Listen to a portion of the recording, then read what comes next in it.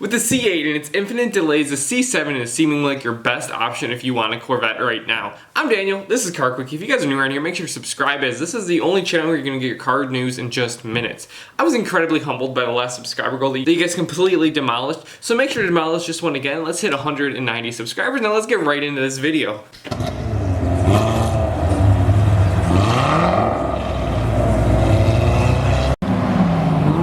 Back in August, when I was a lot smaller channel, I made a similar video to this and I touched on some key points, but I figured it's really time to re-advise this, as we thought back then that the C8 would be a lot more attainable, but it seems that now is still a great time to get a C7 or a C7 Z06. So with the price of the C8 skyrocketing still, it seems like a C7 or even going for the top of the line C7 Z06 being the best option out there for you guys. I mean, you can get this car with over 100 more horsepower and even for less the price of a C8. And what I'm referencing is even if you can find a C8 at that 60 grand price point if you're looking for 1LT, but I mean most of us aren't even looking at that. And for a little bit of price comparison, the C7 Z06, you can find them on Auto Trader starting at about 55K, and they are working their way up in the 60s, but still it's a hell of a deal for what you're getting. But I mean, you might be able to argue, Daniel, you can flip this car for a nice profit if you get a C8, and I mean, you're not wrong there, and honestly,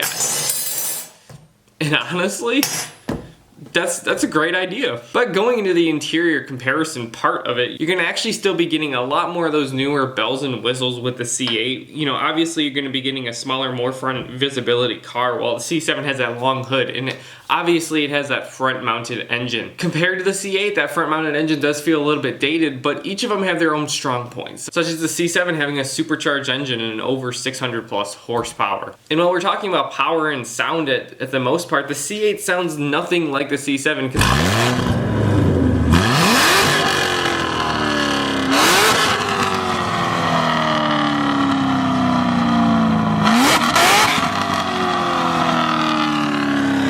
As mentioned before, that C8 is going to be having a lot more bells and whistles, and that's going to be giving you a newer infotainment system in that new layout as well. But in my opinion, until the C8 dies, the C7 is always going to be the better option. Right now, if I was going out there to buy a car, and you know, I don't just have, you know, 80 grand sitting around plus, then I'd go for that Z06, because I think that's the best option you can get for that power to price ratio. But that's just my opinion. If you guys have a different opinion, let me know what you guys are thinking, or if you're thinking about a different car even in this price bracket. That's all we have for this one, so you guys have a great one.